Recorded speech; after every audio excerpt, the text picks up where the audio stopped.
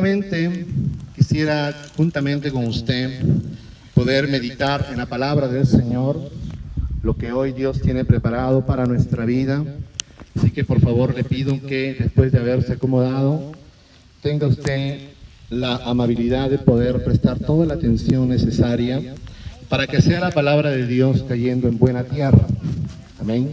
Esto es importante porque la parábola de la semilla, o del sembrador en este caso, nos habla de cuatro terrenos distintos donde cae la semilla.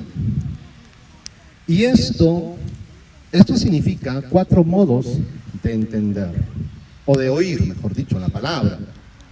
Se habla de que se representa cuatro tipos de corazones, pero no representa cuatro tipos de corazones. Comúnmente a veces se interpreta de esa manera, ¿verdad? Estos cuatro terrenos representan cuatro tipos de corazones. No, significa cuatro tipos de personas, de cómo escuchan la palabra del Señor. Por eso que es importante cómo nosotros oímos o cómo nosotros escuchamos la palabra del Señor. Amén.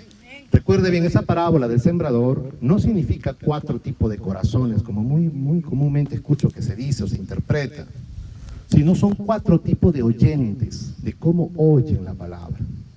Dice que el primer grupo, que es la que cae en el camino, y que vienen las aves de los cielos y llevan la semilla, arrebatan la semilla, representa a aquellos que oyen. ¿Se da cuenta? No dice que representa a aquellos que tienen un corazón, sino que representa a aquellos que oyen la palabra, pero no la entienden. Y ahí la importancia de entender la palabra. La palabra tiene que ser oída y entendida. Ellos dicen, oyen la palabra, pero no la entienden. Y como no la entienden, viene el maligno y arrebata la palabra. Aquello lo poquito que han oído, el enemigo hace que se olvide. ¿Para qué? Para que usted no sea salvo, para que usted no pueda producir frutos al no haber entendido la palabra. Por eso que el enemigo puede provocar distracción, puede provocar cansancio, puede provocar sueño en nuestra vida cuando se está ministrando la palabra, para que su mente pueda divagar incluso en otras cosas. Le puede lanzar dardos en la mente para que su mente se distraiga y usted esté pensando en la comida, en la película, en lo que va a hacer mañana, en sus vacaciones, no sé. Pero para que usted no entienda el mensaje y así usted no se salve. El otro grupo, lo que cayó en terreno pedregoso, representa a aquellos que reciben la palabra, oyen la palabra y la reciben con gozo, o sea, se emocionan. Pero ahí esos son los que, gloria a Dios, aleluya. Y no hay nada de malo en emocionarse. Pero ellos también reciben, se emocionan, pero tampoco lo entienden. Y dice, como no tiene profundidad, el sol que hizo, la quemó. Y esa plantita que estaban haciendo, como no tenía raíz, se secó. Y esto representa a aquellos que oyen la palabra y la reciben con gozo, pero luego tropiezan por causa de las persecuciones, por causa de los problemas, las dificultades, tropiezan en la palabra y no dan fruto. El otro grupo es la que cae entre espinos. Son los que oyen la palabra, la reciben, pero que dice que las aflicciones o los afanes de este mundo y el engaño de las riquezas ahogan la palabra y se vuelven infructuosos. Los otros son los que oyen la palabra, y usted puede leerlo en el texto, oyen la palabra, dice, y la entienden, y la guardan. Guardarla significa ponerla en práctica. La oyen, la entienden y la practican. Estos, dice, producen frutos al 30, al 60 y al 100 por uno. Amén. Entonces es importante, hermanos, oír la palabra, entenderla y practicarla, porque si no, no tiene ningún sentido. A su nombre, gloria. Estamos viviendo en tiempos difíciles, en tiempos peligrosos, tanto como humanidad como pueblo de Dios. Definitivamente, hermanos, creo que ninguno de nosotros es ajeno o es inconsciente de poder saber y entender de que verdaderamente el tiempo que nos ha tocado vivir es el fin de los siglos, es el fin de los tiempos, es el fin de la era. Esto quiere decir que estamos cada vez más próximos a la venida de nuestro Señor. Usted sabe todo lo que está aconteciendo en el mundo, hermano, y este 2020 yo creo que va a marcar, yo diría que es el inicio, pero definitivamente va a marcar en la vida y en los corazones de los seres humanos como uno de los años de las cuales, hermanos, ha traído las peores desgracias a la humanidad en todo el sentido de la palabra. En todo el sentido de la palabra. Estamos viendo, hermanos, estamos siendo azotados como humanidad por una pandemia que empezó más o menos en los comienzos del año, allá en China, y ahí se propagó alrededor del mundo, pasó por Italia, España, y se fue ahora al continente americano, Norteamérica, Sudamérica, Centroamérica, y otra vez nuevamente están los rebrotes aquí en Europa. Hermanos queridos, no podemos salir completamente de todo esto, y usted está viendo y es testigo de todo lo que esto está ocasionando. No solamente a nivel de, diríamos así, de la salud, sino también a nivel emocional, a nivel, hermanos, económico. Está afectando todos los niveles de la vida del ser humano, y por qué no decirlo también a nivel espiritual. Estamos viendo, hermanos, cómo a causa de todo esto, lamentablemente se han tenido que cerrar incluso también, hermanos, los locales, no las iglesias, hay que entenderlo bien, las iglesias jamás se cierran, porque la iglesia no es un local. Aunque sí hay un rótulo que dice Iglesia X, ¿verdad? Cualquiera sea el nombre, pero esa no es la iglesia. Esa se puede derrumbar, se puede caer. Esa no es la iglesia, es el local, es un local donde la iglesia se reúne. La iglesia jamás puede ser cerrada, porque ni siquiera las puertas del Hades prevalecen contra la iglesia. Porque la iglesia somos nosotros. Amén. Gloria a Dios. Amén. A su nombre, gloria. Pero también, hermanos, de alguna manera, hermanos, toda esta situación está afectando a la vida de los seres humanos. Estamos viendo, hermanos, cómo cada día este año están pasando cosas terribles, no solamente con esta pandemia. Estamos observando cómo incluso ya meses atrás se activaron volcanes, 15 volcanes a la vez, y ahora nuevamente otro volcán que se activa, y hay una explosión por allá donde mueren miles de personas, hermanos, y estamos cada vez que oímos una cosa y otra cosa, y que parece como que estuviéramos saliendo de una y aparece inmediatamente otra. Y definitivamente, hermanos, este 2020 es uno de los peores años de la historia de la humanidad. Yo creo que para todos. Yo creo que ninguno de los que estamos aquí, hermanos, de alguna manera ha dejado de ser afectado por todo lo que está aconteciendo, ya sea directa o indirectamente.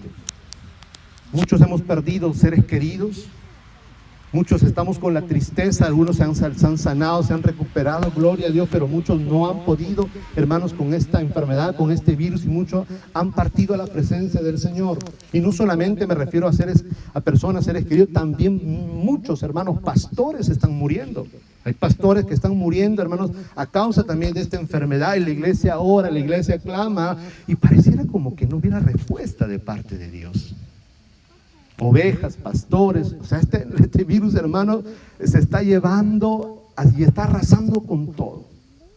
Y eso está dejando marcas y huellas, familias que han perdido hijos, otros han perdido padres, muchos han quedado huérfanos, hermanos, muchos han perdido trabajos, y hermano, y usted sabe cómo a causa de todo esto está creciendo la violencia, está creciendo la maldad, el robo, el asesinato y una serie de cosas terribles que está sucediendo, y esto solamente es el comienzo, porque cosas peores aún vendrán.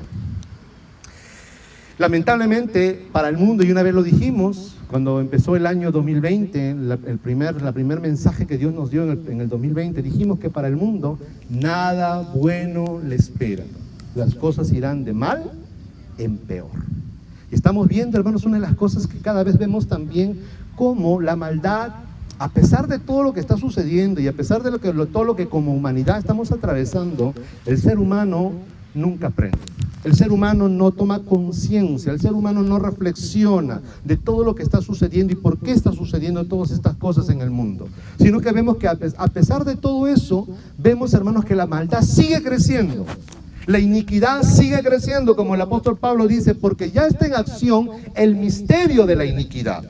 Ese misterio, hermanos, cada vez se está obrando más y más, y las tinieblas cada vez más se están acrecentando sobre las naciones y sobre la humanidad.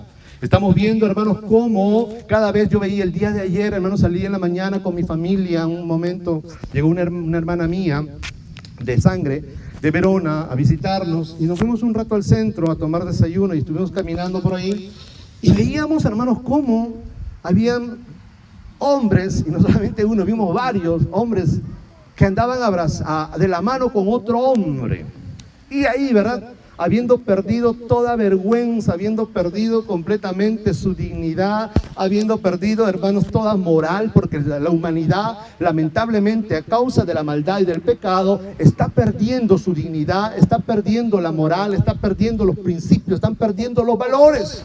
Y igualmente veíamos que pasaban por nuestro lado, hermanas, dos mujeres agarradas de la mano, abrazándose, besándose. Y algo, hermanos, delante de niños, delante de todo el mundo, o sea, sin ningún pudor, sin ninguna vergüenza. Y esto tenemos que entenderlo porque es algo que Dios nos ha venido hablando constantemente. La humanidad como tal, como humanidad, cada vez, hermanos, se está sumergiendo más y más en el pecado, y esto está haciendo que los seres humanos cada vez más pierdan toda vergüenza. Las jovencitas, ni qué decirlo. Cada año que pasa, hermano, las jovencitas, sobre todo aquí en este contexto en el cual vivimos, vemos que cada vez le cortan más a sus shorts, ¿verdad? A sus shorts, a sus pantalones, ¿cómo le llaman? Los pantaloncillos, no sé cómo le llaman ustedes las chicas, esos jeans, ¿verdad? Cada vez le cortan más.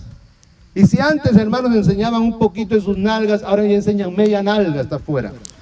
Y han perdido toda vergüenza. Y no se avergüenza. Al contrario. Está de moda, eso es lo lindo, eso es lo que va hoy en día, el enseñar su cuerpo desvergonzadamente en las calles, que los hombres lo miren, han perdido completamente la vergüenza. Y será por eso, hermanos, que Dios, en su gran amor y en su gran misericordia, en todos estos domingos que Dios me ha permitido, hermanos, estos últimos domingos que Dios me ha permitido, pararme delante de usted, delante del pueblo del Señor, que son ustedes, hemos estado hablando justamente de este tema.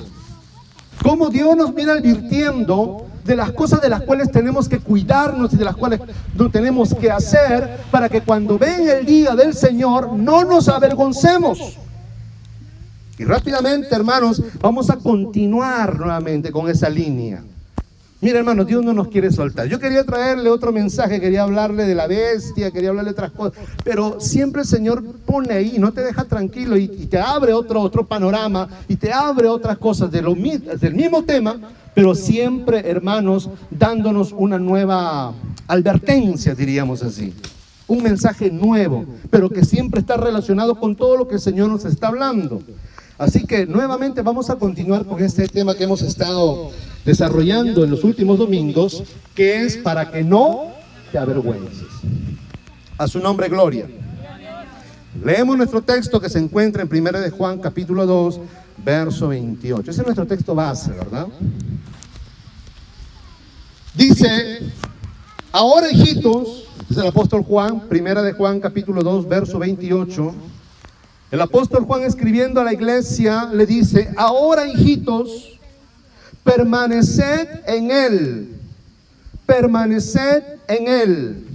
para que cuando se manifieste tengamos confianza, para que en su venida no nos alejemos de él avergonzados.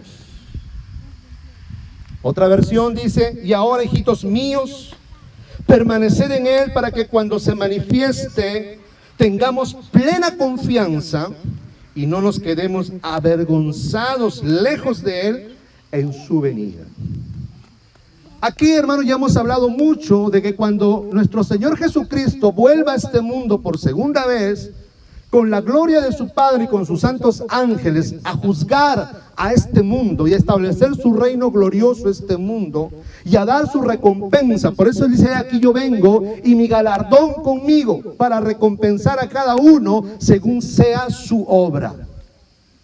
Y usted lo sabe, hermano querido, que en aquel día el Señor vendrá glorioso, rodeado, hermano, de ángeles maravillosos, una gloria maravillosa, hermano, porque vendrá en la gloria de su Padre, con sus santos ángeles, con sus ejércitos celestiales. Y hermanos, dice la Biblia que cuando esto acontezca, los justos resplandecerán como la luz del firmamento, y los entendidos que enseñaron la justicia a las multitudes, como las estrellas a perpetua eternidad.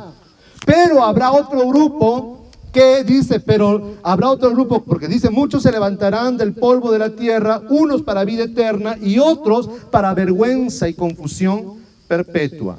Habrá otro grupo, hermanos, que no se alegrará de ver al Señor viniendo en las nubes del cielo con gran poder y con gran gloria, sino que este grupo, hermanos, que representa a la humanidad inconversa, que representa a la humanidad impía, que representa a la humanidad pecadora, no redimida, ellos se avergonzarán. Y yo les he explicado mucho, les he puesto el ejemplo, huirán, así como los murciélagos huyen de la luz, así también ellos huirán de la presencia maravillosa del Cristo de la gloria. ¿Por qué? Porque estaban acostumbrados a una vida de pecado, a una vida de tinieblas, y por eso, hermanos, por causa de sus pecados, ellos se avergonzarán delante de aquel que viene sentado en caballo blanco. Pero habrá otro grupo, habrá otro pueblo, hermanos, que son los redimidos, que son los creyentes, que son los salvados, que ellos se gozarán, ellos se regocijarán, ellos se levantarán sus cabezas porque habrán entendido que el día de su redención ha llegado. Y ellos resplandecerán. A su nombre, gloria. Y ese es el grupo en el que tendríamos que estar usted y yo. Un grupo que no se habrá de avergonzar, sino será un grupo que se habrá de alegrar, se habrá de regocijar, porque las bodas del Cordero habrán llegado, y a su esposa se le habrá concedido vestirse de lino fino, blanco, limpio y resplandeciente para la gloria de Dios. A su nombre, gloria. Pero aquí Juan nos advierte, hermanos, de que permanezcamos en Cristo, y permanecer en Él significa muchas cosas, como hemos estado viendo, para que cuando llegue aquel día no nos avergoncemos, no nos retiremos lejos de su presencia avergonzados. Y hemos visto muchas cosas de las cuales podrían causar que aquel día seamos avergonzados. ¿Cuál fue la última? ¿Quién se acuerda? ¿Cuál fue la última que vimos? El último tópico, el último punto que vimos. ¿Qué cosa podría ser? ¿O qué causa podría hacer que en aquel día nos retiráramos de su presencia avergonzados? Ser seguidores y no discípulos. No, la desnudez ya es Ser seguidores y no verdaderos discípulos. también ya pasado. El último, ¿quién era el último? No, ese también ya. No, también es. Ese es el primerito que vimos hace meses. Le estoy diciendo el último, hace 2 domingos, el fruto, hermanos, el fruto hará que en aquel día, el fruto de muchos creyentes hará que en aquel día se retiren de la presencia del Señor avergonzados. ¿Se recuerdan? ¿Y por qué? ¿Por qué el fruto? Porque los frutos que producirán, ¿qué cosa serían? Espinas y cardos. Por eso dice que, hermanos, se sembró el trigo, en ese terreno se había sembrado el trigo, pero cuando cosecharon, ¿qué cosecharon? Espinos.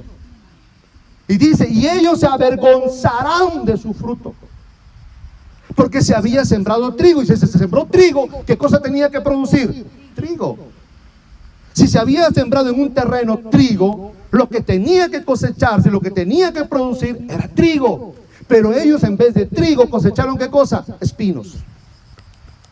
Y esas semillas de trigo representan la buena palabra, hermanos, que Dios pone en el corazón y en la vida y en el alma de cada uno de nosotros, cada domingo, cada martes, cada jueves. La palabra es como la semilla de trigo que está siendo sembrada en nosotros. ¿Pero para qué? Para que produzcamos ¿qué cosa? Trigo, que representan los buenos frutos que Dios quiere de cada uno de nosotros. Pero cuando no ponemos en práctica la palabra de acuerdo a cómo nosotros oímos, por eso escucha Israel, Shema Israel, oye, escucha. Dios está interesado de cómo tú tienes que escuchar. Tienes que estar atento, por eso entender el mensaje. ¿Para qué? Para que de acuerdo a eso, tú que lo entiendes, puedas después poner en práctica y así producir los frutos que Dios quiere que tú produzcas.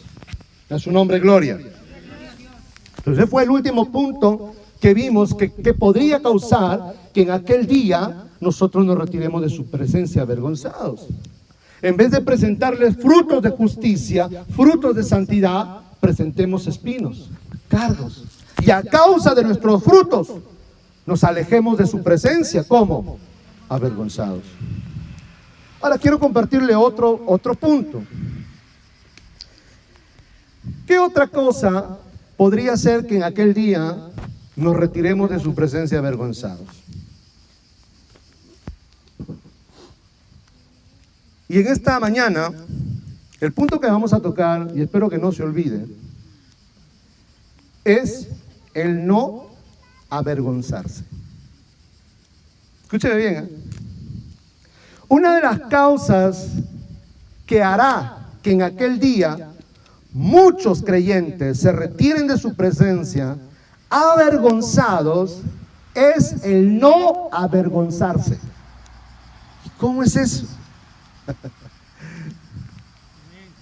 Escucha bien lo que le estoy diciendo. Una de las causas que producirá que en aquel día muchos creyentes, no unos cuantos, muchos creyentes, se retiren y se alejen de la presencia del Señor en su segunda venida, avergonzados, es porque nunca supieron avergonzarse. O nunca se avergonzaron. ¿Cuántos se han avergonzado alguna vez en su vida? ¿Quién me puede decir qué cosa es avergonzarse? ¿Qué es avergonzarse? A ver, ¿qué es la vergüenza? Arrepentirse de lo que uno ha hecho. No. No. A ver, la vergüenza no es arrepentimiento. A ver, ¿qué es la vergüenza? Usted lo ha sentido, usted lo sabe. Pero explíqueme lo que es. Es la conciencia. Bueno, está relacionado con la conciencia, pero no necesariamente la conciencia. Ajá. Entonces, ¿qué cosa es la vergüenza? ¿Qué es? ¿Una mentira?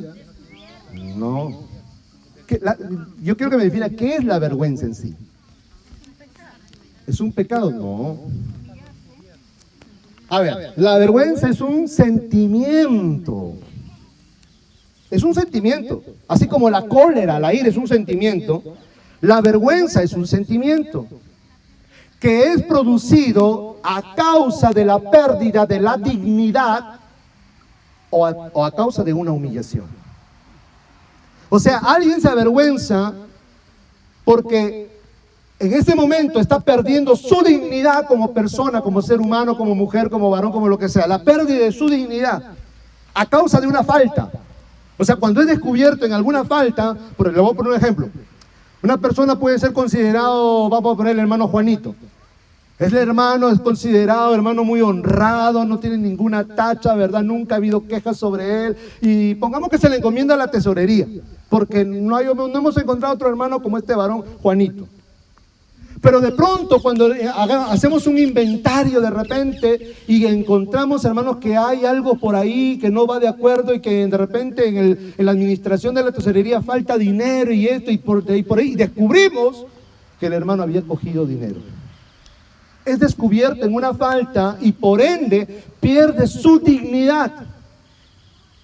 Todo el buen concepto que todos teníamos acerca del hermanito Juanito pierde su dignidad a causa de una falta o también a causa de una humillación. Entonces es un sentimiento por la pérdida de la dignidad a causa de una falta. Cuando una persona comete una falta y es descubierta, está perdiendo su dignidad, pues. Si en un trabajo el dueño tenía a su trabajador, a uno de ellos lo tenía por el mejor trabajador y el que más producía, Y de repente, hermanos, ponen cámaras ahí y no se dan cuenta y lo descubren que hermano, a cada rato se va al baño y iba y se metía media hora en el baño para no trabajar como debería. Y lo descubren, pierde su dignidad. Me acuerdo que hubo un escándalo, por ejemplo, aquí en esta empresa, en la GFT, hace años, que constantemente se perdían las cosas de este magazino. Y habían cámaras, pero nunca estaban activadas, ¿verdad? Pero por esto de la Policito, activaron las cámaras que estaban ahí y descubrieron que muchos de los trabajadores, pues hasta televisores se llevaban. Televisores, navegadores y una serie de cosas, y los agarraron en la puerta, policía vinieron en la mañana y los chaparon ahí, a otros fueron incluso hasta sus casas. ¿Y qué es lo que sucedió? Perdieron su dignidad, muchos avergonzados, algunos buenos trabajadores, otros inocentes, pero ahí cayeron muchos y perdieron el trabajo y fueron avergonzados. Entonces la vergüenza es un sentimiento a causa de la pérdida de la dignidad por una falta o por una humillación. Esa es la vergüenza. ¿Cuánto hemos sentido vergüenza? Todos. De alguna u otra manera hemos sentido vergüenza en nuestra vida. Entonces, una de las causas que en aquel día muchos creyentes se retirarán de la presencia del Señor avergonzados es porque durante su vida de creyentes nunca supieron avergonzarse. Y vamos a leer nuestro texto. Amén. Jeremías capítulo 6, profeta Jeremías capítulo 6, verso 15. A su nombre gloria. Jeremías capítulo 6, verso 15. Dice la palabra del Señor. Y mire, y el Señor pregunta por medio del profeta Isaías a su pueblo. Escuche bien, es una pregunta. ¿Se han avergonzado de haber hecho abominación? Ciertamente no se han avergonzado, ni aún saben tener vergüenza. Por tanto, caerán entre los que caigan, cuando los castigue caerán, dice Jehová. Entonces el Señor, hermano, por medio del profeta Jeremías, pregunta: ¿se han avergonzado de haber hecho abominación? Y esta pregunta no le está haciendo a la gente incrédula de otras naciones. No le está diciendo a los babilonios, a los egipcios, a los sirios. No. Le está diciendo a su propio pueblo. Y pregunta: ¿se han avergonzado de haber hecho abominación? ¿Por qué esa pregunta? Porque en los tiempos del profeta Jeremías, la condición del pueblo de Dios, del pueblo de Israel, era una condición de pecado, de apostasía, de rebeldía delante de su Dios, delante de su Creador. Ellos que eran el pueblo elegido, que eran el pueblo, hermanos, que Dios los llamó, los sacó de Egipto para ser un pueblo diferente, un pueblo sabio, un pueblo entendido, se había apartado de la palabra del Señor, se había apartado de la ley de Moisés y de los profetas, y habían seguido la costumbre de las naciones. Era un pueblo, hermanos, que quería igualarse al resto de las naciones y cometía los mismos pecados y las mismas abominaciones de aquella gente que no conocía al Señor, de aquellas personas que no tenían la palabra del Señor. Estaban viviendo vidas impías, estaban viviendo en idolatría, estaban viviendo en adulterio, estaban viviendo en fornicación, estaban viviendo en robos, en asesinatos, etcétera, etcétera, etcétera. Y ellos, hermanos, estaban viviendo así, y en esa condición, incluso nos registra el profeta Jeremías, que en esa condición que ellos estaban, se iban, hermanos, con sus corderos, con sus becerros, con sus vacas, se iban al templo y presentaban ofrendas, presentaban, hermanos, culto al Señor. Por eso que el Señor, hermanos, en el profeta Jeremías también los llama y les dice, hermanos, que acaso su templo o su casa era una casa, hermano, de ladrones. Sería llamada casa de oración, pero ellos la habían convertido en cueva de ladrones. Y dice: vendréis a mí después de hacer todas estas abominaciones, todas estas maldades. Luego vendréis delante de mí y os presentaréis en esta casa en la cual es invocada mi nombre, y diréis: templo del Señor, templo del Señor, templo del Señor. Y luego saldréis a seguir haciendo las mismas maldades, las mismas abominaciones, como si yo no lo supiera. Israel se había convertido en un pueblo netamente, solamente, hermanos, religioso nada más, solamente lleno, hermanos, de costumbres, lleno de rituales, de sacrificios, y ahí se habían enfocado ellos nada más, pero no se habían concentrado en lo verdadero, que era la ley, que era el amor, la misericordia, la justicia, la santidad. Y a pesar, hermanos, de que ellos cometían todo este tipo de maldad, tenían dioses ajenos, habían levantado altares en los lugares altos, hermanos, y adoraban a los dioses del resto de las naciones, teniendo al único Dios verdadero, al Dios vivo, hermanos. Mas sin embargo ellos estaban postrando delante de imágenes, delante de estatuas que ellos mismos habían hecho, y les ofrecían sacrificios y les ofrecían incienso, y no se avergonzaban de ninguna de estas cosas. Israel se había vuelto un pueblo sin vergüenza. ¿Cómo se había vuelto Israel? ¿Un pueblo qué? A ver, hermanos, digámoslo fuerte. ¿Cómo se había vuelto Israel? Un pueblo sin vergüenza. ¿Qué significa? No tener vergüenza. A causa de todo lo que ellos están... Hermano, ¿y por qué? Porque ellos no lo hacían en ignorancia. Ellos sabían lo que hacían porque tenían la ley que les daba el conocimiento, la verdad, que les daba, hermanos, que ellos pudieran aprender la diferencia entre lo bueno y lo malo, entre lo justo y lo impío, entre lo santo y lo profano. Aún los sacerdotes, aún los profetas, aún los príncipes se habían, hermanos, se habían degenerado de tal manera que todos hacían lo malo delante de los ojos del Señor. Pero pretendían seguir adorando a Yahvé, pretendían seguir adorando al Señor, pretendían seguir ofreciendo culto en el templo. Y que Dios los oyera, y que Dios los bendijera, y que Dios los protegiera de sus enemigos. Cuando ellos no se avergonzaban de todas sus maldades que ellos estaban cometiendo delante del Señor. Por eso el Señor manda a Jeremías y le dice: ve y pregunta a este pueblo. ¿Se han avergonzado de haber hecho abominación? ¿Se han avergonzado? ¿Han sentido ese sentimiento que como ser humano uno debe sentir, que es lo natural?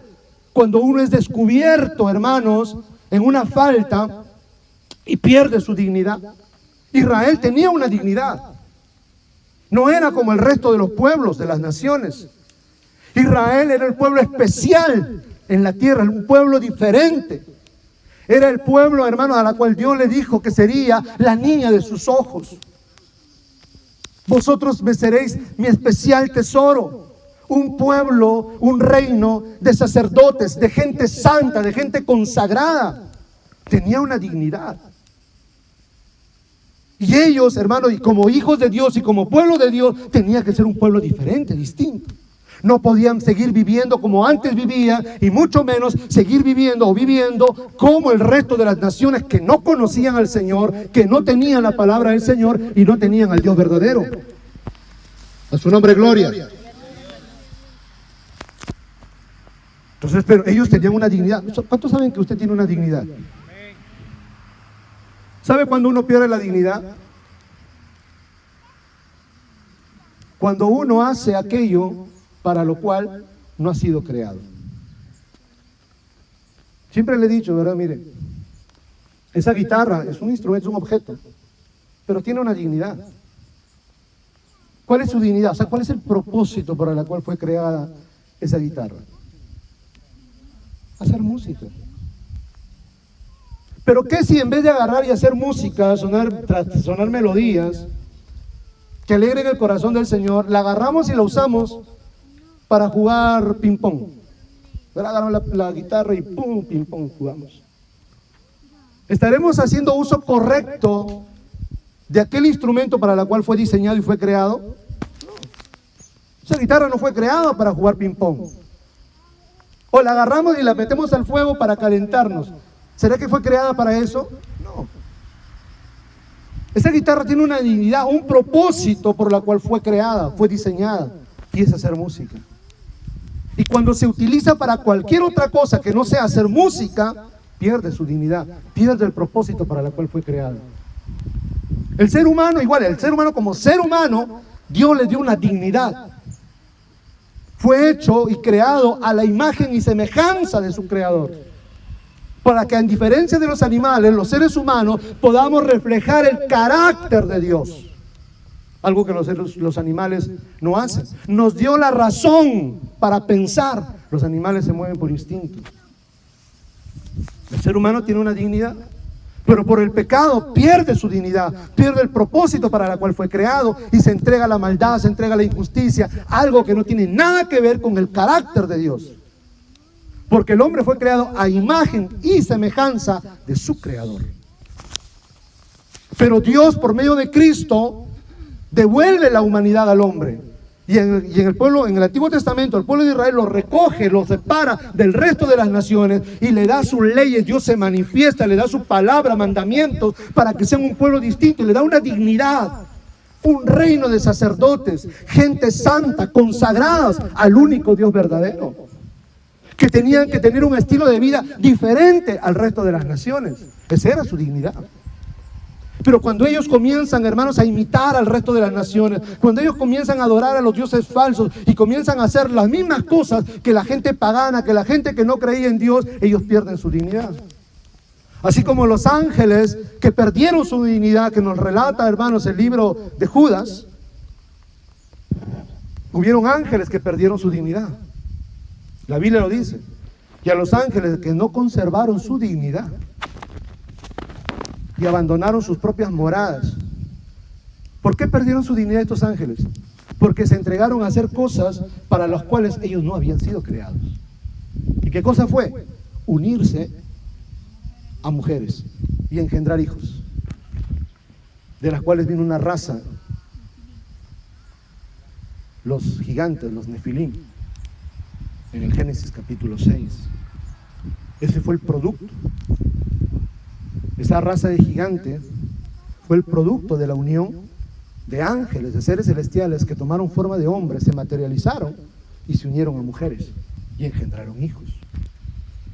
Entonces ellos pierden su dignidad, pierden la razón para la cual ellos fueron creados. Ellos fueron creados para ser espíritus puros, espíritus eternos. No fueron creados para habitar aquí en la tierra como seres humanos, fueron creados para habitar en los lugares celestiales. Por eso le llamaban los vigilantes, para guiar a la raza humana, para cuidar a la raza humana y toda la creación. Pero ellos dejan todo eso y se entregan a hacer lo que es antinatura, contra su naturaleza para la cual fueron creados. Dice el libro de Ezequiel que el pueblo de Israel, hermanos, fue creado con una dignidad. Dios le da una dignidad. Y esa dignidad es representada como un león, como un rey. Se sabe que el león es conocido como el rey de la selva. Le da esa dignidad de que ese pueblo sería un pueblo llamado los príncipes al servicio del Dios eterno. Una simiente escogida de la descendencia de Abraham. Pero dice que los leoncillos comenzaron y aprendieron a comer y a devorar carne.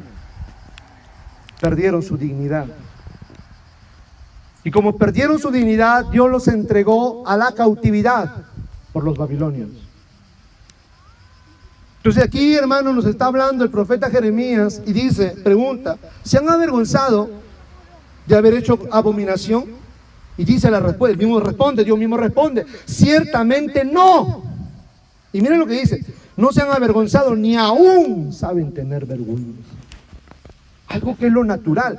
Y tal vez saben por qué, hermanos, porque muchas veces el ser humano no se avergüenza delante de los hombres, pero no se avergüenza delante de Dios porque no ve a Dios. O cree que Dios no lo ve.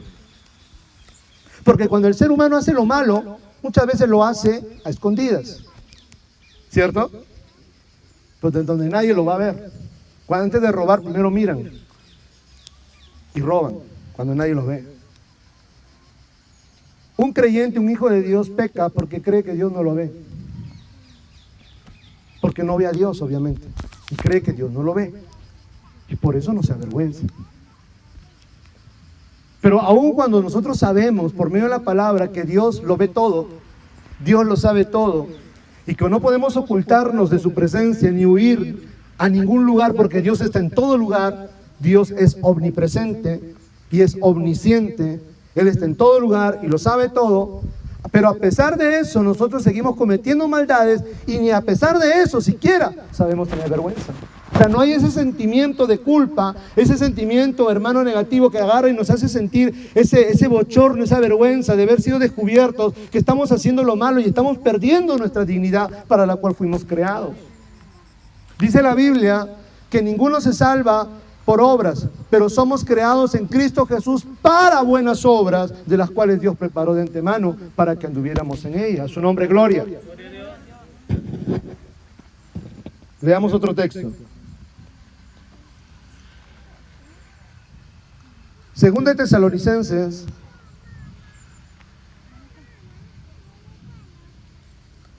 capítulo 3, verso 13 al 15. Segunda de Tesalonicenses, capítulo 3, versos del 13 al 15. Dice: y vosotros, hermanos, no os canséis de hacer el bien. Ahora Pablo le está escribiendo a la iglesia. Jeremías habló al pueblo de Israel, a los judíos, el pueblo de Dios, que ellos se habían entregado a lo malo y a las abominaciones, y a pesar de eso no se habían avergonzado. A pesar de que Dios los descubría por medio de los profetas y les señalaba su pecado, pero a pesar de eso no se avergonzaban, sino que seguían y continuaban haciendo lo malo. Ahora Pablo le escribe a la iglesia, en este caso a la de Tesalónica, y le dice: y vosotros, hermanos, no os canséis de hacer el bien.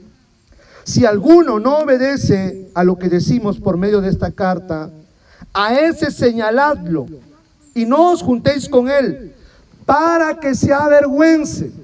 Oiga bien, para que se avergüence. Mas no lo tengáis por enemigo, sino amonestadle como a hermano. Pablo está interesado, hermanos, Pablo está interesado de que el creyente sepa avergonzarse. ¿Por qué? Porque todo creyente debe sentir vergüenza de una vida pecaminosa. Escúcheme bien, todo creyente debe sentir vergüenza de una vida pecaminosa. Esto debe ser lo natural en todo creyente, en todo hijo de Dios. Vamos a leer primero Romanos capítulo 6, verso 20 al 21.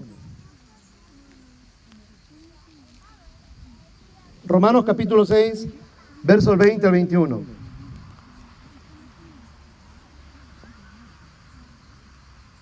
A su nombre, gloria.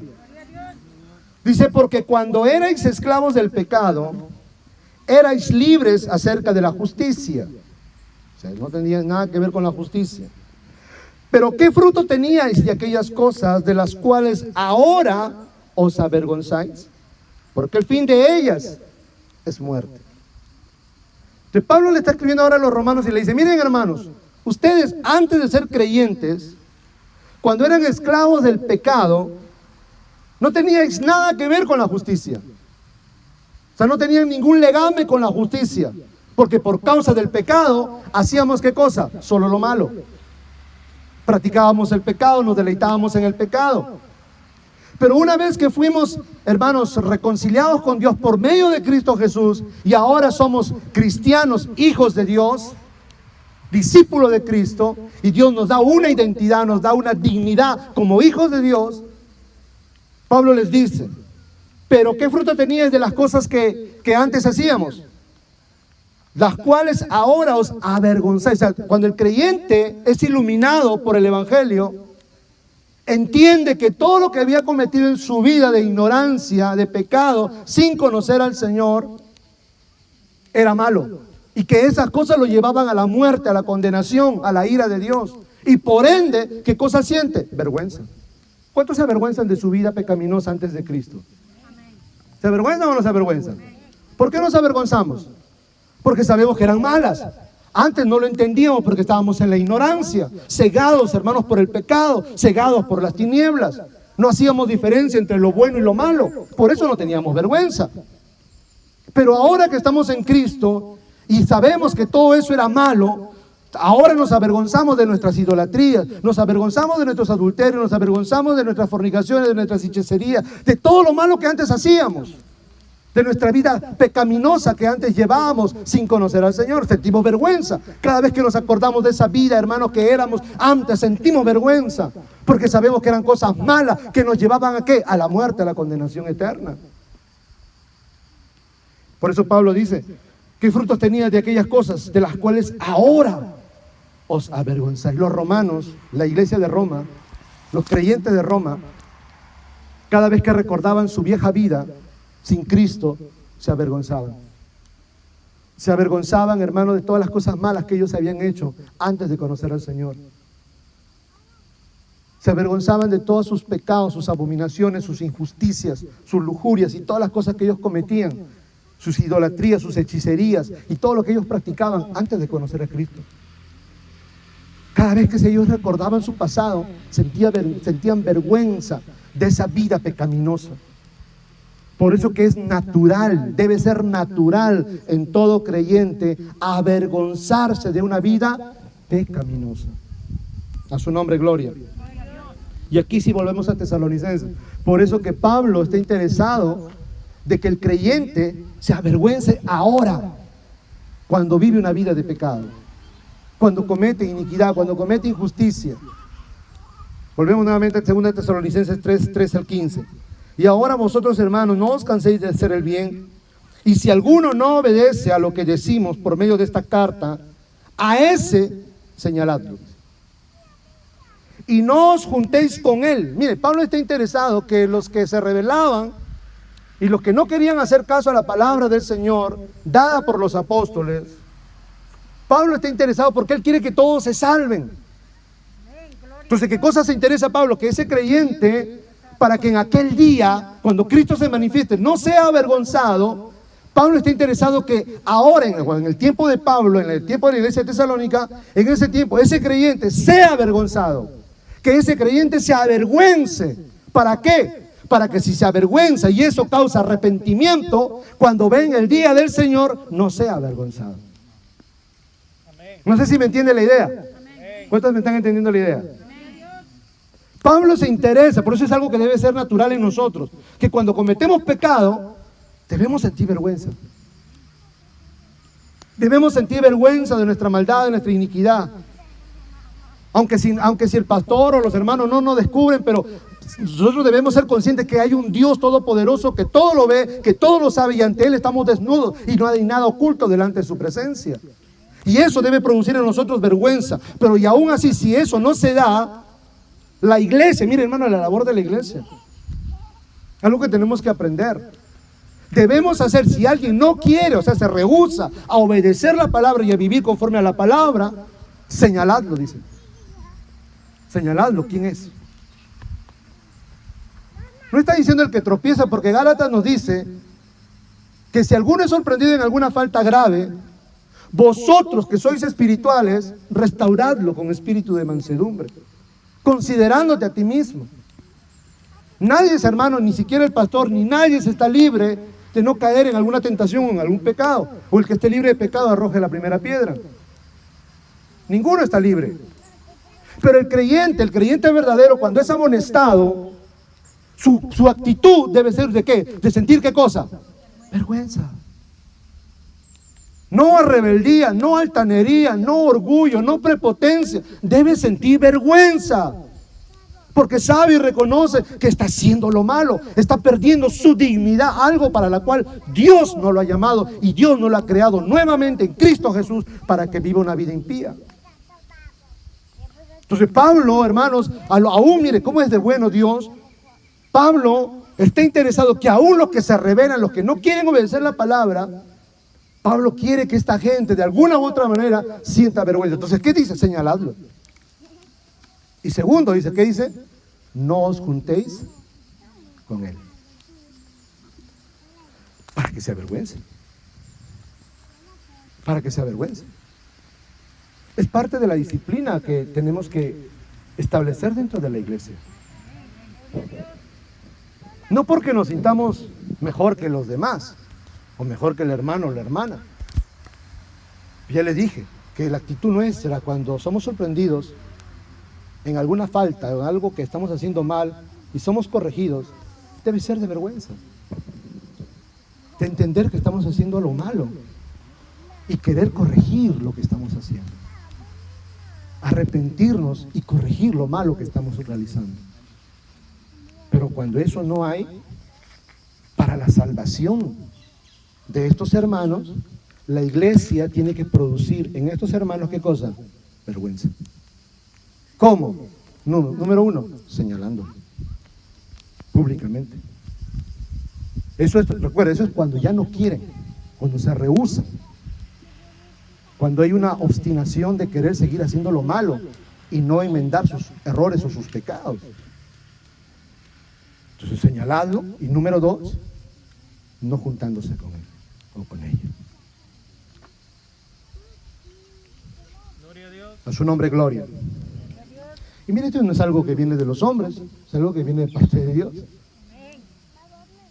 Porque ya le dije, el Señor está interesado que todos nos salvemos, que todos procedamos al arrepentimiento, que todos ahora sintamos vergüenza, porque es mejor avergonzarnos ahora que ser avergonzados en aquel día. Porque si tú y yo nos avergonzamos ahora, hay oportunidad, hay salvación, hay esperanza. Pero si en aquel día, cuando ya Cristo venga y ahí te avergüenzas, ya no hay salvación, ya no hay esperanza, ya no hay oportunidad. Entonces es mejor ser avergonzados acá, es mejor agachar la cabeza acá, que ser avergonzados en aquel día. A su nombre, gloria. Gloria a Dios. Dice 1 Corintios 15:34.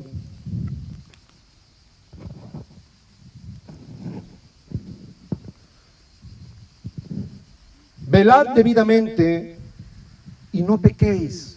Mira lo que está diciendo. Velad debidamente y no pequéis, porque algunos no conocen a Dios. Para vergüenza vuestra, lo digo. ¿Conocían o no conocían a Dios? Sí conocían a Dios. Si no, no eran la iglesia del Señor. Entonces te escribían a los Corintios. Pero cierto grupo de creyentes estaban viviendo una vida como si, o sea, habían perdido su dignidad, pues, como si ellos no conocieran a Dios. Entonces Pablo les dice, velad debidamente y no pequéis, porque algunos no conocen a Dios. Es como decirle, ustedes no son hijos de Dios, ustedes no son cristianos. Pero no porque no lo eran, sino Él lo está diciendo para que de alguna manera estos creyentes se avergonzaran. Al decirte, tú no conoces a Dios. ¿Se acuerdan lo que Jesús le dijo a los fariseos? Cuando ellos dijeron, nosotros somos hijos de Abraham. Y Jesús agarra y le dice, si ustedes fueran hijos de Abraham, las obras de Abraham haríais. Pero vosotros queréis matarme. Abraham nunca hizo eso. No, nosotros no somos bastardos, tenemos un padre que es Dios. Peor todavía, ¿verdad? Si vosotros fuerais hijos de Dios, me amaríais, porque yo de Él he venido. Pero vosotros sois de vuestro padre, ¿qué le dijo? El diablo. Pero ¿cuál era la finalidad de Jesús? ¿Ofenderlos nada más, por ofenderlos? No, la finalidad de Cristo era producir en ellos, ¿qué cosa? Vergüenza. ¿Para qué? Para que ellos, por medio de la vergüenza, se arrepintieran y así se salvaran. A su nombre, gloria. Por eso aquí Pablo a los corintios les dicen que había algunos de ellos que no conocían a Dios, aunque sí lo conocían porque eran cristianos. Pero Pablo les dice esto porque ellos estaban viviendo una vida como los que no conocen al Señor. Entonces les dice, ustedes no conocen al Señor. Para que ellos por medio de esa palabra, ellos sintieran vergüenza y se arrepintieran y vivieran conforme a su dignidad. Una dignidad que se pierde en Cristo se puede recuperar. Si tú y yo hemos perdido nuestra dignidad como creyentes, como hijos de Dios por causa del pecado, si nos avergonzamos y nos arrepentimos, el Señor nos devuelve nuestra dignidad. Gloria a Dios. Pedro lloró y se arrepintió, y él pensó que había perdido su dignidad como apóstol por haber negado al Señor. Pero cuando él lloró avergonzadamente, amargamente y se arrepiente, el Señor le devuelve su dignidad como apóstol. Pastorea mis ovejas, pastorea mis corderos. Dile que tienes al lado. Si le devolvió la dignidad a Pedro, a ti también te la puede devolver. Dile, dile. A su nombre, gloria. Le damos una ofrenda de palmas al Señor, mis amados.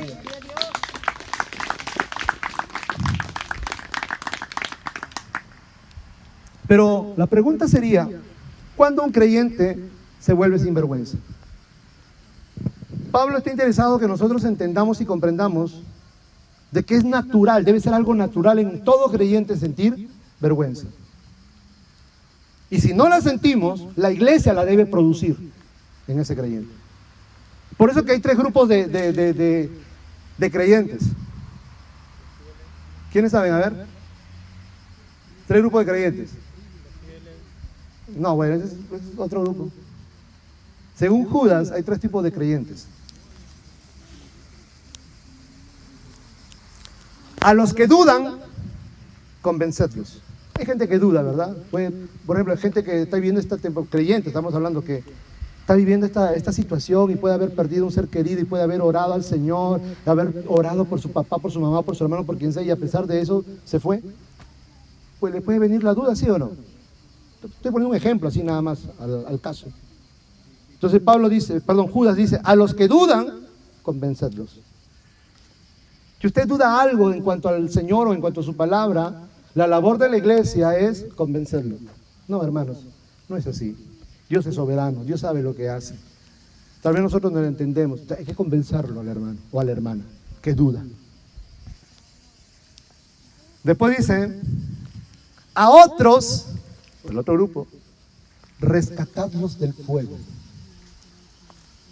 ¿Y quiénes son esos? Los que están viviendo impíamente y no se avergüenzan. Entonces hay que procurar que se avergüence para poder rescatarlos del fuego. Creyentes que no están viviendo como creyentes, sino como impíos, como no creyentes, como que no conocieran al Señor. Entonces la labor de la iglesia es producir en ellos vergüenza para que ellos se arrepientan. Mire, aún en el Antiguo Testamento lo vemos. Cuando Aarón y Miriam, hermanos de Moisés, murmuraron, dice que en Moisés no encontraron nada porque era un hombre justo, íntegro, manso. No encontraron nada de qué señalarlo. Entonces, ¿contra quién se fueron? Contra la esposa, contra Séfora. Porque dice, ¿y cómo es posible que Moisés, el libertador, el líder de Israel, haya tomado por mujer a una cusita? No a una judía, sino a una cusita. Y empezaron a murmurar, ¿y acaso solamente Dios ha hablado por medio de Moisés? Dijo, miren, ¿acaso no ha hablado también por medio de mí que soy profetisa? Inmediatamente Dios agarra y llama a Moisés, a Aarón y a Miriam, vengan acá delante de mí. ¿Por qué habéis hablado así contra mis siervos? Y miren lo que el Señor le va a decir, si mal no recuerdo las palabras que Dios dice. Si un padre escupe en la cara a su hija, esta no será avergonzada por 7 días. Yo le hago una pregunta, ¿usted como padre escupiría en la cara a su hijo?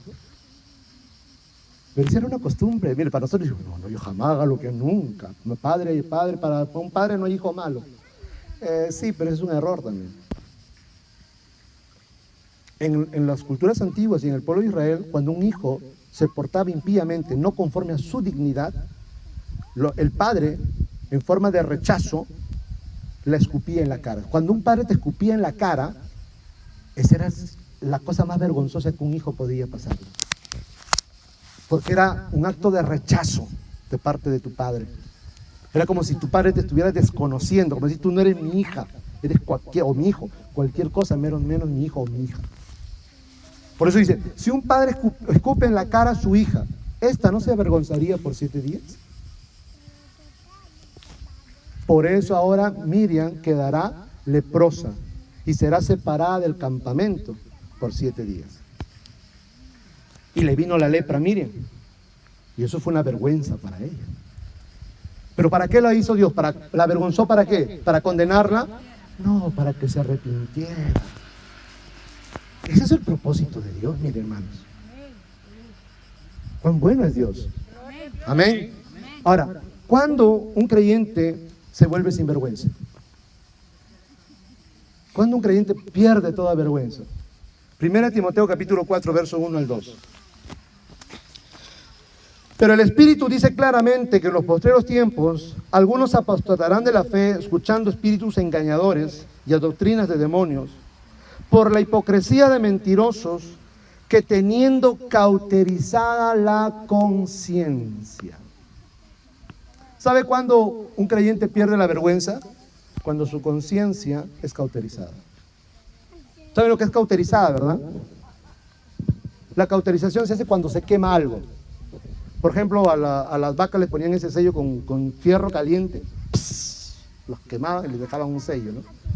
Esa piel quemada, cuando usted pasa su dedo, ha perdido toda sensibilidad, no siente. Esa es una piel cauterizada. Una conciencia cauterizada es cuando tu mente, que es tu corazón también, ya no siente ningún remordimiento cuando haces cosas malas. Cuando tú pecas, haces lo malo, inmediatamente, hermanos, el Espíritu de Dios es como una alarma que suena en tu mente y produce en ti ese fastidio, esa vergüenza que deberías, te sientes, no puedes ni orar, sabes que no puedes orar porque tienes vergüenza, porque sabes que has hecho lo malo, porque has pecado. Así como cuando Adán y Eva pecaron, se escondieron, la vergüenza. Pero cuando tú sigues pecando y sigues pecando y sigues pecando, el pecado continuo y repetitivo hace que tu conciencia, esa alarma que te suena cuando haces lo malo y que te hace avergonzarte y que te debe llevar al arrepentimiento, se va cauterizando. Se quema y ya no sientes nada. Pecas y te vale. Te amonestan y te vale. Te aconsejan y te vale. No sientes ninguna pizca de remordimiento, ni de arrepentimiento, ni de dolor, ni de vergüenza. Y te vuelves sin vergüenza. Dice Filipenses 3, 18 al 19, porque por ahí andan muchos, de los cuales os dije muchas veces, y aún ahora lo digo llorando, que son enemigos de la cruz de Cristo, el fin de los cuales será perdición, cuyo Dios es el vientre, y cuya gloria es su vergüenza, que solo piensan en lo terrenal. ¿Se da cuenta? Cuando tu mente se cauteriza, se quema, y aunque el Espíritu de Dios te advierte y por la palabra te puede escuchar, hermano, puede venir el apóstol Pablo y predicarte aquí y tú no vas a sentir nada. Te va a dar igual. Porque tu conciencia ha sido cauterizada. ¿Y por qué? Porque tu mente y tus pensamientos están solamente, ¿dónde? En esta tierra. Ya no piensas en lo eterno, ya no piensas en lo celestial, ya no piensas en lo espiritual, que es tu dignidad para la cual Dios nos ha creado nuevamente en Cristo. Sino que nuevamente comienzas a pensar en lo terreno, comienzas a pensar en los placeres de esta vida, comienzas a pensar en tu vida solamente presente y lo único que te interesa es todo lo que te pueda acontecer solamente en esta vida. Y ya no piensas en las consecuencias eternas, ya no piensas si serás condenado, ya no piensas si serás echado a un lago de fuego. No, eso ya no piensas ya. Ya no te importa el reino de Dios, ya no te importa el reino de los cielos, ya no te importa la santidad, ya no te importa la justicia. Solo te importa, hermanos, todo lo que te acontezca en este mundo. Y quieres lo mejor para ti en este mundo. Y si para eso es necesario pecar, pues hay que pecar. Si para eso es necesario cometer injusticia, hay que cometer injusticia. Porque lo importante para ti será tu felicidad en este mundo nada más. Por eso dice, el fin de los cuales será perdición, cuyo Dios es el vientre, o sea, sus deseos. Cuando habla del vientre no solamente habla de su estómago, sino habla de todos sus deseos carnales. Y cuya gloria es su vergüenza. Que solo piensan en lo terrenal. Pregúntale al que tienes al lado, hermano, ¿y tú en qué piensas? ¿En qué pensamos, hermanos?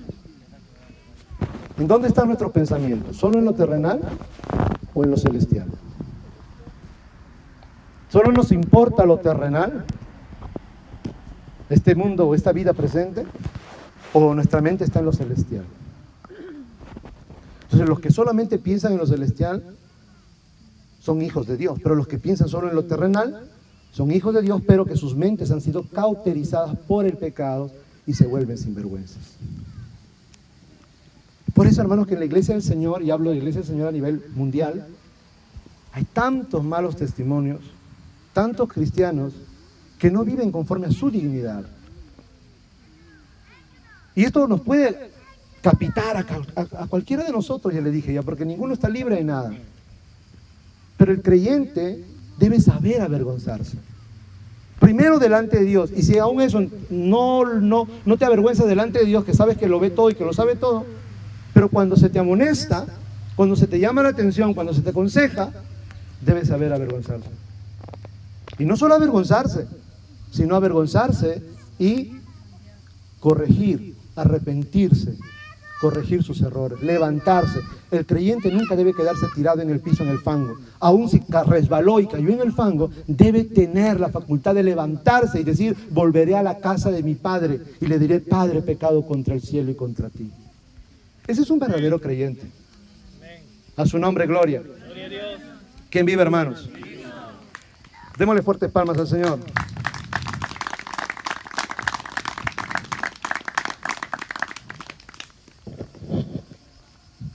Entonces, hermanos, no dejemos que el pecado, en forma repetitiva, cauterice nuestra conciencia. Ya le dije hermanos, si nosotros continuamos una vida pecaminosa continua, tu conciencia será cauterizada.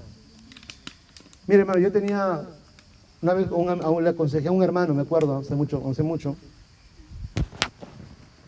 Le dije: mire, le estaba aconsejando por su vida pecaminosa que estaba llevando. Y él me decía: hermano, me siento muy avergonzado. Pero lo contradictorio de esto es que él me decía eso. Me decía: hermano pastor, me siento muy avergonzado. Me dice. Soy consciente y me siento muy avergonzado. Esas eran sus palabras literales. Pero nunca había un cambio, o sea, no cambiaba su situación, no arreglaba su situación. Y seguía viniendo y viviendo de la misma manera. Entonces la pregunta estaba: ¿y dónde está entonces su vergüenza? Decía que tenía vergüenza, pero en su forma de vivir y en sus hechos se comportaba como un sinvergüenza. Era contradictorio entonces. Él decía que tenía vergüenza, pero realmente no tenía vergüenza, porque si hubiera sentido vergüenza, debería por lo menos apartarse de aquello que lo avergonzaba, de ese pecado que lo hacía que él se avergonzara, pero no se apartaba. ¿Por qué? Porque su mente más estaba en esta, y trataba de justificarse con argumentos netamente humanos, carnales y no espirituales. Entonces era todo lo contrario de lo que él decía. Y cada vez que le hablaba, y siempre me decía: hermano, me siento muy avergonzado. Pero no se le veía su vergüenza en su vida práctica. Después de lo que hablábamos, como si nada seguía. ¿Dónde está su vergüenza? Porque si uno siente vergüenza, si uno se aparta de aquello que te hace avergonzar. Amén. Amén. Cuando el pueblo de Dios se avergüenza de su pecado y se vuelve a su Dios, mire lo que sucede. Ya estamos terminando, no se preocupe. Segunda de Crónicas, capítulo 30, versos del 13 al 17. Dice: esta es la reforma que hace el rey Ezequías. Léalo, es lindo, porque es bonito, hermanos, porque léalo ustedes desde el verso 1 en casa. ¿Ok? Enséñese este capítulo 30, y léalo desde el verso 1. Es la reforma que hace el rey Ezequías en medio de la apostasía del pueblo de Israel. Israel se había entregado a la apostasía y estaban adorando dioses falsos y cometiendo todo tipo de abominaciones. Y el rey Ezequías, de la descendencia de David, hace una reforma. Es lo que se conoce como la reforma del rey Ezequías, donde él va a derribar todos los lugares altos, los altares a los dioses falsos, los va a derribar y va a instituir nuevamente el culto al único Dios verdadero. Pero vamos a leerlo, ¿ok? Usted en casa léalo desde el verso 1. A todo, léalo, todo ese pasaje. Segunda de Crónicas, capítulo 30. Vamos a leer desde el verso 13 al 17, nada más nosotros. Usted en casa lee todo. Dice: y se reunió en Jerusalén. Ezequías va a mandar por medio de cartas a llamar a todos los israelitas a que se vuelvan a Dios, que dejen sus abominaciones, que dejen sus ídolos, que abandonen a sus dioses falsos, que derriben los altares y se vuelvan al Dios verdadero, al Dios de Abraham, Isaac y Jacob. Verso 13 dice, y se reunió en Jerusalén mucha gente para celebrar la fiesta solemne de los panes sin levadura en el mes segundo, una vasta reunión. Acudieron, hermanos, al llamado del rey Ezequías, mucha gente de todo Israel, del pueblo de Dios. Vinieron a Jerusalén para celebrar una fiesta que hace muchos años se había dejado de celebrar, la fiesta de la Pascua.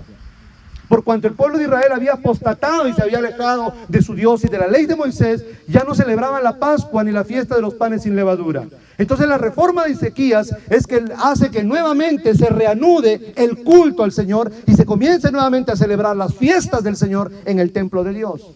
Entonces manda a llamar para celebrar la fiesta de la Pascua y de los panes sin levadura. Dice, y levantándose quitaron los altares que había en Jerusalén. Jerusalén estaba lleno de altares a dioses falsos. Qué tremendo, hermanos. Y mire lo que dice. Quitaron también todos los altares de incienso y los echaron al torrente de Cedrón. Entonces sacrificaron la Pascua a los 14 días del mes segundo. Ahora subraya esta parte, hermanos. Y los sacerdotes y los levitas, llenos de vergüenza, se santificaron. Ezequías mandó a llamar a todos los levitas y a todos los sacerdotes para que reanuden nuevamente su servicio en el templo al Señor, para que vuelvan a adorar y a presentar sacrificios al único Dios verdadero. Aún los levitas se habían contaminado, aún los levitas y los sacerdotes se habían entregado, hermanos, a las prácticas de los pueblos que no conocían al Señor, de los pueblos paganos. Pero todos estos acudieron al llamado del rey Ezequías y, hermanos, nuevamente entraron al templo y fueron llamados para nuevamente reanudar su oficio, para que recobraran, ¿qué cosa? Su dignidad, porque los levitas y los sacerdotes tenían una dignidad, un propósito para la cual Dios los había llamado. Los sabía. ¿Se acuerdan que hablamos una vez de la consagración? Dios entre todos los pueblos consagró ¿a quién?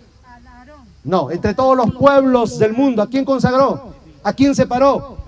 No, entre todos los pueblos de las naciones del mundo, ¿a quién consagró? Al pueblo de Israel como pueblo especial. Entre todos los pueblos, un pueblo lo consagró, Israel. Y entre los descendientes de Israel, Dios va a consagrar. ¿A quiénes?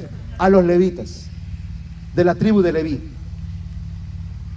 Y dentro de los de la tribu de Leví va a consagrar a otro grupo. Cada uno tiene una dignidad cada vez más alta. Israel tiene una dignidad, los levitas tienen una dignidad más alta. Y de ahí viene otro grupo que son los descendientes de Aarón, que también pertenecen a la tribu de Leví. Pero los descendientes de Aarón, Dios los consagra para hacer ¿qué cosa? Sacerdotes. Les da una dignidad más alta. Y tanto los sacerdotes como los levitas habían perdido su dignidad. Pero cuando Ezequías los llama y hace esa reforma, vienen los sacerdotes, vienen los levitas y recuperan su dignidad. ¿Cómo? Y los sacerdotes y los levitas, llenos de vergüenza. ¿Qué? ¿Se estaban avergonzando de servir al Señor? No. Avergonzados de haberse apartado del Señor, de haberse entregado al servicio de los dioses falsos, avergonzados de haber hecho lo malo, y pero que ahora Dios en su inmenso amor y en su inmensa misericordia les estaba dando una oportunidad para devolverles su dignidad. Y ellos llenos de vergüenza, ¿qué hicieron? Llenos de vergüenza, ¿qué hicieron? ¿Qué hicieron? Pero lea ahí, ¿qué hicieron? Llenos de vergüenza, ¿qué hicieron? Verso 15. Verso 15. Y los sacerdotes y los levitas, llenos de vergüenza, ¿qué hicieron? Se santificaron. Ese tiene que ser el resultado cuando un creyente verdaderamente se avergüenza, se arrepiente y se santifica. ¿Qué es santificarse? Apartarse para Dios. Antes andaba abrazado lo malo, el pecado, la inmundicia, la abominación. Cuando me da vergüenza de esto, lo dejo, lo boto, me avergüenzo, me arrepiento y me aparto, lo dejo. Eso es santificarse, apartarse. Gloria a Dios. Dios. El significado de santidad es ser apartado. Apartado para Dios, exclusivamente para Dios. Entonces, si un creyente se avergüenza de verdad, ¿qué hace? Se arrepiente y se santifica, se aparta. Por eso dice, el que esconde su pecado, ¿qué dice? No será prosperado. Pero el que lo confiesa y se aparta, ¿qué hace? Hallará, ¿qué cosa? Misericordia. Gloria a Dios. Entonces dice que se santificaron y trajeron los holocaustos a la casa de Jehová y tomaron su lugar en los turnos de costumbre conforme a la ley de Moisés, varón de Dios. Y los sacerdotes esparcían la sangre que recibían de manos de los levitas, porque había muchos en la congregación que no estaban santificados. Y por eso los levitas sacrificaban la Pascua por todos los que no se habían purificado, para santificarlos a Jehová. Ahora no tenemos sacerdotes de la descendencia de Leví. Nosotros tenemos un sumo sacerdote, que es Cristo, según el orden de Melquisedec, no según el orden levítico, sino según el orden de Melquisedec. Y nosotros pertenecemos a esa orden. Por eso que en el nuevo pacto, todo creyente es llamado a ser un sacerdote. Dios nos ha constituido un reino de sacerdotes para ofrecer sacrificios espirituales delante de Dios. Usted es un sacerdote. También es un levita en el sentido de que es un servidor en las cosas sagradas de Dios. Pero tú y yo hemos sido llamados a ser sacerdotes del nuevo pacto. Hay un cántico que dice Ferner Monroy: aunque otros canten para otros dioses, hechos de metal, de madera o de bronce, yo alabaré el nombre de Jehová, el nombre de Jehová alabaré. ¿Por qué? Porque soy un sacerdote llamado a ministrar a su presencia. Y ahora alabaré el santo nombre bendito de Jehová. Tú eres un sacerdote, tú eres un sacerdote, tú eres un sacerdote. Démosle fuertes palmas al Señor. Gloria a Dios. Entonces, hermanos, si nosotros aprendemos a avergonzarnos aquí, no seremos avergonzados en aquel día. El Señor quiere que su pueblo aprenda a sentir vergüenza. No nos convirtamos en cristianos sin vergüenzas. Aprendamos a sentir vergüenza delante de Dios y también delante de nuestros hermanos. A su nombre, gloria. Gloria a Dios. Porque no solamente debemos avergonzarnos delante de Dios, aún también delante de la congregación. Debemos aprender a tener vergüenza para que no vivamos una vida pecaminosa. Si hoy nos avergonzamos, si hoy nos humillamos y nos arrepentimos y nos apartamos, nos santificamos, en aquel día ni tú ni yo seremos avergonzados. Pero los que aquí, hoy, en este mundo presente, en esta vida presente, no saben avergonzarse y quieren vivir como sinvergüenzas, en aquel día serán avergonzados. Entonces debemos avergonzarnos hoy de nuestros pecados y volvernos a Dios con arrepentimiento, consagrando y santificando nuestras vidas, para que en aquel día, en la manifestación del Hijo de Dios, ninguno de nosotros nos alejemos de su presencia avergonzados.